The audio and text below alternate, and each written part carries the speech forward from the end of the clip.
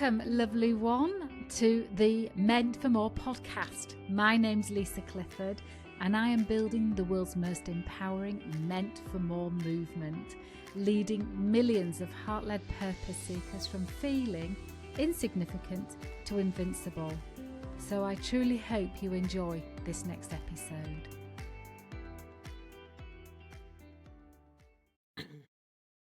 And we have the wonderful Hester Bedet. Is it Bedet? Bedet. Bedet from Holland. And Hester has this wonderful cocktail of expertise that brings this beautiful blend of healing out into the world. Am I saying your name right, Hester? Hester. Hester, lovely. So Hester is a sound healer, a coach, a master practitioner of neuro-linguistic programming, has a training in hypnosis, and does family constellation, which I am very familiar with, and it is very powerful. But not everybody that's listening will know what that is. So perhaps in the conversation that we have, we can include some form of education in that, maybe, Hester. But welcome. Thank you so much for sharing this space with us all today. And I'd love to start off with the question that really this podcast is about. This is the Meant for More podcast, where people have that feeling, that stirring, that energy, that knowing, that ache within them, that they know they're meant for more. But I believe it takes great courage to accept that feeling is there and then tap into what is that. So can you call on an experience and share with us where you've had that feeling of, I know I am meant for more, and just share your story connected to that experience? Yes, thank you. Thank you for being here on your beautiful podcast. I was thinking about that question just before this, and I think it was about 7-8 years ago. I was in summer driving with the car with 4 girls in my car, little ones, 2 of mine and 2 daughters of my sister. And I was going to the zoo with them, and suddenly I had this thing like, am I meant for more?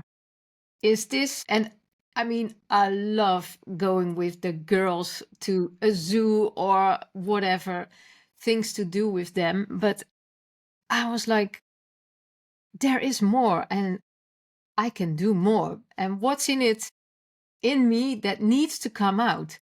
And that's when my journey started in what do I want to bring to this world? And that it just happened on this car ride going to the zoo. I mean, that's so wonderful. Yeah, how things pop up in your mind when you're going somewhere. Because I was on a journey going somewhere, and I felt like, yeah, there should be more. And that's when I started exploring what's in it for me. And that's how I started with doing a course in exploring what needs to come out, what's there for me. And I found out with this coaching, but also a dynamic coaching with art. And this is how everything started. And also the singing bowls came in. It's like, yeah, bit by bit on my road, things came by, and I just took in what I felt.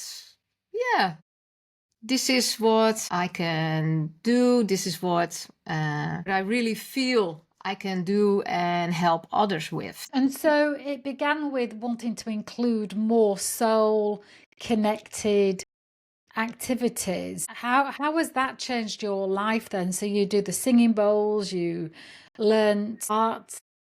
What are the other things that you learned, and how did it then have a profound impact on your life? Yeah, I think the very first thing that started with me is over 25 years ago, that I was, living my life, going to my work and not really happy in a relationship. And then this course of Silva Mind came up, and I followed this. And that's when I started seeing like, wow, you can really change your life with your mindset and how you can look at things, see things from a different perspective. And this is what I use to also step out of a toxic relationship. Yeah, this way my whole life shifted.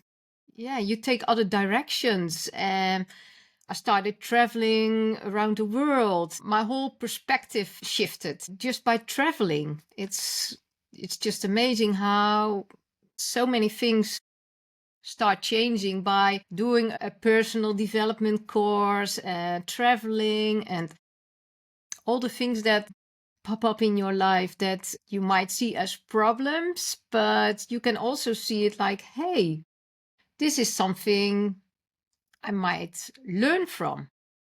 Just see it differently. And so you say you left a toxic relationship, and I think toxic relationships are very complex to get out of.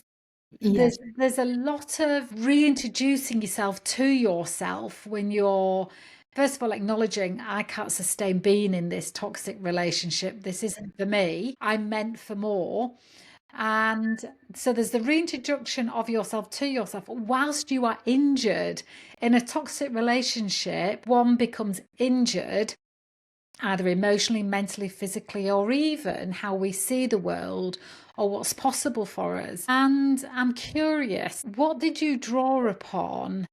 Because there's on a headline version, I left a toxic Yeah. relationship, I traveled the world. It's a Yeah. bit of a headline at the moment that Yes. I would love people to be able to see in your story Mm-hmm. the little steps that then led to such a massive change. But what would you say you drew upon in order to acknowledge that you were in a toxic relationship, that it wasn't for you to keep fixing? And then how did you then start to remove yourself from it? Yeah.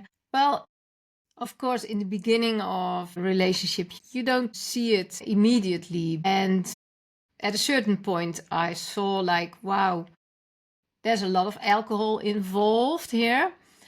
And then you think, I can manage, I can cope with this. It's not every day. But step by step, you feel like it doesn't feel good. This is not for me. It's getting more, also a bit of the aggressive side. And I didn't feel safe anymore. And I think Mm. that was the point, like, I have to leave this relationship. It doesn't feel safe. How far into it were you? How long have you been together for? I think this was after maybe 2.5 years. Yeah. Then Yeah. I was like, Because there's a lot of work we do in those 2.5 years of thinking that I must be doing something wrong. I speak from my own experience as well here. So yeah, for me, I felt like I must be doing something wrong. I must be able to fix this. I yes, specialize in helping people. Surely this person is this way towards me because there's something wrong with them. And for me, I kept empathizing with the broken boy, the boy that had been yeah, abandoned. And so I kept thinking, but he's like this because of his childhood. And so I kept over accommodating bad behavior and kept making it like a puppy wanting to please its owner. And so did you go through that period of trying to fix it before realizing, A, this isn't mine to fix, and B, it's way outside my expertise because we're too yeah. close, aren't we, to fix anything? So, what was your experience? For some reason, I feel like some people will resonate with this part of your journey, and then I promise you, we'll move on. Yes, yeah. Yeah, I recognize your story. I've really felt, what can I do? How can we change things, make it different that I can feel safe again? But it seemed like it got worse instead of better. And then, yeah, it always, what was it? Like, I couldn't go anywhere on my own. He wanted to be with me. You cannot go out on your own. And it only got worse. And do you And think that it feels like it gets worse rather than better because yeah, it's in our awareness? yeah, When we've now got our eyes on it, we can see it. We're no longer in denial. We're no longer blaming ourselves. We're no longer accommodating. We're no longer with our head in the sand. It just seems like it's getting worse because we can't unsee it and we can't unknow it. And we know we've got to do something about it. yeah. And so for that experience for you where he was with you all the time, how did you dig a bit deeper and then extract yourself? Because it takes courage to acknowledge that this is what's happening. It takes even more courage where you think, oh, I'm spending it all in the acknowledgement. It takes even more courage to extract yourself. How did you do it? Yeah, as I said, I one day I saw this course coming up of Silver Mind, and then I knew like this is what I need to help myself to step out of this relationship, because I knew I needed someone or something, that I had the feeling I wasn't doing it all alone, because I didn't know where to start on my own. And with this was so helpful for me, and I started doing visualizations that it would go fine when I would say I no longer want to stay in this relationship. And so this is how I prepared myself, and it took me months to prepare this before I definitely could say this is. And they say when a woman tells you she's going, she left 6 months earlier. Yeah, In her mind. And what the absolute nugget that you've just said there, Hester, is I did visualizations where you visualize yourself in your new life, the way you want life to be. Is yeah, that right? yeah, yeah, Yeah. Because when we do that, our mind believes us, doesn't it? It then knows, I know what you need for that life, and we become it. Our mind doesn't differentiate between visualization and reality. It thinks if you visualized it, you've experienced it, so therefore it is possible. So I love that when we think that we have to initially take big steps, actually the step that we can take that's completely within our gift, that nobody can take away from us, nobody can deprive us of it, is what we choose to see in our own mind. I think if you say nothing else in this conversation, that is incredible liberation, freedom, empowerment. So I love that. So from the yeah. what's it called? Silver Mind Control. Silver mind control. Yeah, I did that course. I think it was 1995, something like that, 1996.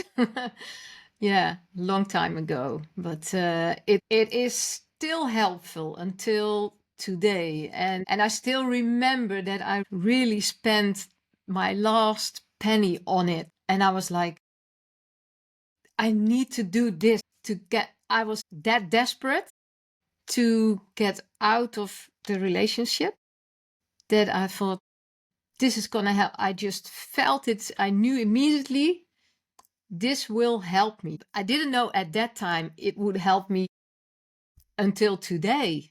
It's not that I use it every day, but when I need to, I can just tap into things that I've learned back then.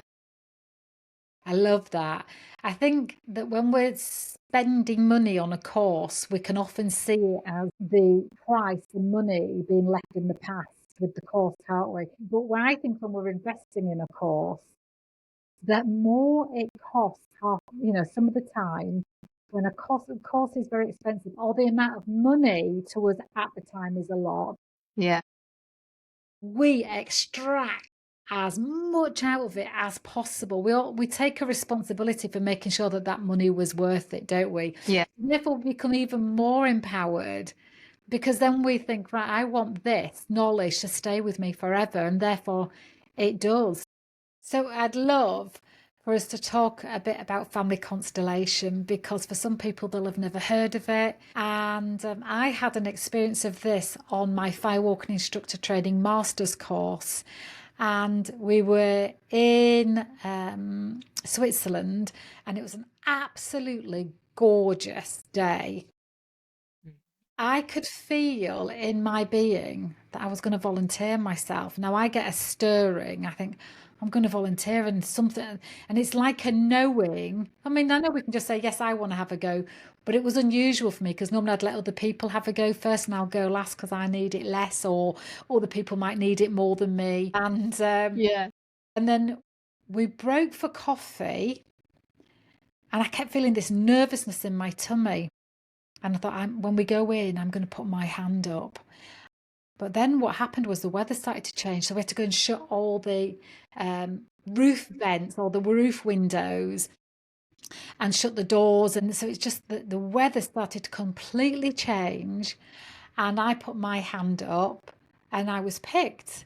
Other people had put theirs up as well, but I was picked. And so during my family constellation experience, where I have to stay quiet, even though I want to say, well, no, that wouldn't happen, or that person wouldn't say that. I had to stay completely separate and let it play out. It was rare that there was moments where, well, that wouldn't happen. But at the end, and then this enormous hailstone came, and this group were quite shamanic people, and this enormous hailstone, it was absolutely golf balls bouncing off the windows, off the roof windows. And at the end, when the father and daughter came together, which was me and my dad, the sun came back out. The trees started to gently move. It was like otherworldly and really profound. And so that was my one and only experience of family constellation. And I had no idea what to expect. So how would you describe it, and what happens for people in it that you work with? Well, my first experience with family constellation is maybe 5-6 years ago when I saw it in a group. I went there, and as you, I think, thought like other people needed more than me, but I've been a volunteer as well, participating in it, and then I followed a course on it because I was that curious to see what's more on this, to deepen it. And I found out myself that I like to work with gemstones, just a one-on-one. I noticed I'm not the one that wants to lead a whole group with people, that kind of stuff. That wasn't for me. But the one-on-one, as we sit like now and work with gemstones, this is so powerful. When I use gemstones, I just ask which gemstone represents your mother. Which one would you like to see for your father and for your brother and sister? And then they look at it and they tell me, and then I shift the stones, and they say like, no. This is good. This is good. And there's a big gap between people in this family.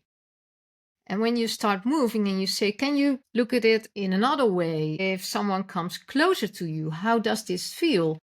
And people really feel, and I can see it in their face, there is something moving in them. There is a shift. And I've seen many, many times a breakthrough in 10 minutes or within 30 minutes just by moving gemstones in another direction. And of course, yourself is in it as well. You represent one gemstone as well. And it's so powerful. You really feel the moving when your mother comes closer to you, or a sister, or if you do this with your own family, with your children, and you see in a constellation, people put like a child somewhere on the side. And then if you put this child in front of them, it's different. And afterwards, people come back with, wow, I haven't told my family that I've done this, but they respond in a different, more positive way on me. And then I think, wow, this is great. This is fantastic. And you do it yourself, and your whole environment shifts with you. Yeah, I think there's something energetically that happens within us that then sends a vibration out as well, doesn't it? I did a post on LinkedIn today saying that, you know, our belief is invisible like Wi-Fi is, but the two are connected. The Wi-Fi connects us, doesn't it? But our belief connects us, and I think it connects us to our perspective, then what we see, what we feel, what we do, what we expect. Yes. There's so much that just shifts within us, even though we cannot change other people. But how would we be if we believe something different of somebody else? As you know, when you see it played out with the family constellation, as you've just described with the gemstones, you know, if I imagine my childhood, for example, I was always left out, especially when we moved in with my stepmom when I was 14. So my stepmom and dad would walk in front. Then it would be my two younger sisters. They'd walk together, and I'd always be left on my own in so many situations. And so just as you were describing the gemstones, I was thinking, I wonder what would happen if we just put that gemstone right in the middle. And then there's an end. And I as you were describing it, I thought, what would I feel? And I thought, I just felt this expansion in my body. And then I thought, oh, I no longer need to feel excluded. So just even me visualizing you talking about the gemstones, my own story, and imagining it, it's quite powerful, isn't it? Yes, it is very powerful. And I believe people underestimate this, how powerful it is. And because most people think like with family constellations, and then you have to go somewhere with strangers, and then you have to talk, and it's all that. And with me, it's just one-on-one and the stones. And this is really in a safe space, and you don't have to talk with anyone. You only have to say, yeah, move it a bit like this. And then I say, what happens with you if I put your stone here? And then you can see the change, like, that's a bit too much. All right, we're going too fast. This is also a powerful possibility. You don't have to always go somewhere with a group of people. Yeah. Yeah, it sounds absolutely magical. Out of all of your challenging experiences you've had in your life, what one of your tools do you use the most that has helped you in your most challenging experiences? The most is the visualization, because this is something I always have with me, no matter where I am. I cannot always take a singing bowl with me or other things, but I always have myself. And visualization, that's for me so powerful to use in a challenging situation. Tell me about breathing. So when you say I always have visualization, I always have breathing, like that is, of course, but you mean something a little bit more powerful. I mean, breathing is very powerful. I mean, imagine where we'd be without it, I know. But just tell me a bit more about how you use the power of breath for challenging situations. Your breath is an easy and powerful tool if you just only think about just breathe in like 4 counts, and you hold it for a moment, and then you breathe out longer. By breathing out longer than breathing in, your body starts to relax and it releases tension. And because we have cellular memory in our tension, don't we? We have memory in our breath and our tension, and releasing the breath can also help release that recall, that memory, can't it? Not the memory, it's energy. Have I said that right? Yes, it's also with the visualization. If you just visualize when you breathe in the positivity, the things that you want at this moment. You just breathe it in. And when you breathe out, you just breathe out the tension, the things that no longer serve you in this moment. Just feel that you breathe out. This is something you can always use, no matter where you are. You see, we forget to breathe, I think, sometimes, don't we? I know when I'm running a seminar and because people don't know exactly what we're going to be doing and when we're going to be doing it. So they kind of hold on. And in a way, they're holding on to their control, where they don't know what we're going to be doing. And with that, or when I bring an arrow out, a breakthrough exercise, there is that kind of holding the breath. And when we put a reflection up of, right, everybody breathe, because we have to remind people to breathe. There's something just so releasing with breathing.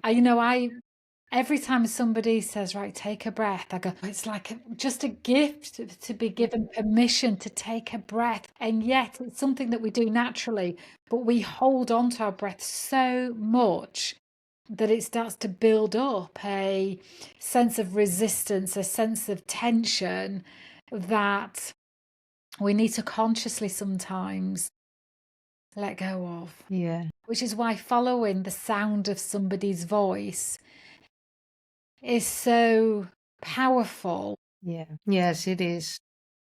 And also with if people listen to my singing bowls, that I've made many musical experiences that are so soft and bring serenity, and the singing bowls also release the tension and your breath starts to calm down. Just listening to the music. You can listen to a meditation and follow the sounds of the voice, but also listening to soft, calming music helps to calm down the mind, the breath, the body relaxes. We're so in our head a lot. And I know that we've said that visualization is instantly accessible and powerful tool, and it is. But sometimes we accidentally use visualization for things we don't want. Because our mind can often go to worst case scenario, because people often have a belief set up of, well, if I imagine the worst case scenario, at least I won't be disappointed if it happens. But the problem with that is the mind thinks we want everything we think about. But when we visualize something, we actually feel like we've lived it. So it's really great to notice when we've stopped breathing, that kind of tension or clenching of the jaw or the furrowing of the brow, to think, notice what's going on in the face and think, what my face is representing my thoughts. What thoughts am I having that's creating this anticipation or this resistance or this tension? And if I just change my thoughts and breathe, then I can be back in my flow. Because when we're in our flow, our energetic flow, our self-trust, our self-love, then we're in our most powerful state of being and state of thinking.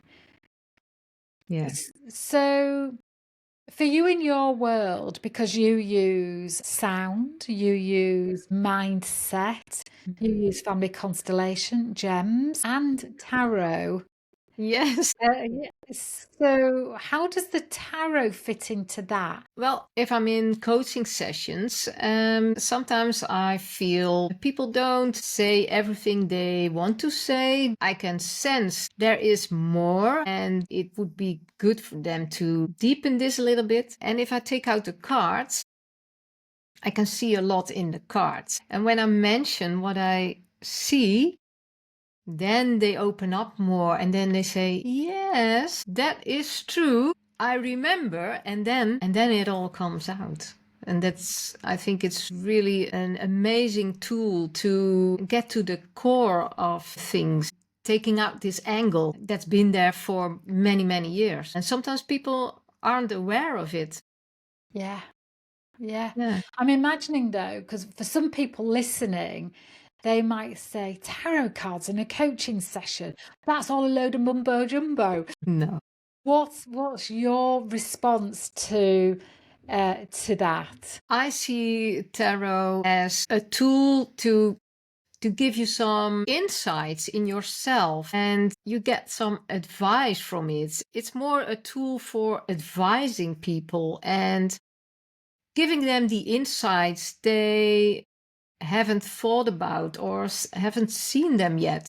It's so powerful. I was doing it this morning with someone on the phone, and she was like, yeah, I don't know. And I was talking about, I always feel things when I talk with people and when I look at the cards. And I was telling her, well, I see this and that. And she was like, what? Yes, that is so true. How did you know? This is so true. This is what I've always felt in me, but I couldn't give words to it, you know?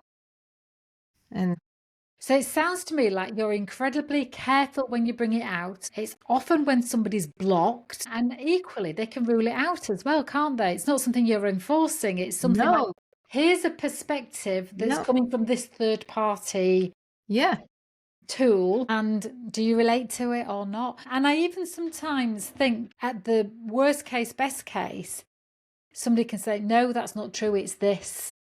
And they've still served, the worst case scenario is they don't relate to it. It's still served a purpose of helping them unearth some block thinking. yeah. And sometimes it happens that someone says, I don't recognize this. And then I just go on, I keep going. And then suddenly they say, now I see what you meant before. So sometimes it needs to sink in. Yeah. So, in the spirit of meant for more, what's up next for you, Hester? What's the more in your life next? More is go out more with my music. My perspective is to travel more outside of the Netherlands and to come to you and have this wonderful experience of the calming sounds and meditations that I give, to let people experience this live, because I get a lot of comments on my YouTube channel from people all over the world that they just love it. They fall asleep easily. There's a lot They to be use said it for that. after, yeah, they use my music after work to get rid of the tension. And they say like, how would it be if you were here live? So I feel more and more that, yeah, I should go travel with all my equipment and just bring it live into the world and bring it to retreats. Lovely. Yeah. Lovely. And for those that have that stirring, that meant for more ache that they've got in them, what would be a piece of wisdom or a mantra or a story you could share that would help them take a step? Yeah. Yeah, like for me, I started my coaching journey years ago, and I knew I should make a post and get out into the world, but I was just too scared. And making videos, I never did that until 2 years ago. And I just want to show you that for me, who was like on the background, not showing up and just doing little by little, starting with a post, putting a picture with yourself, write something that you believe in, and not to worry about how many people will read this.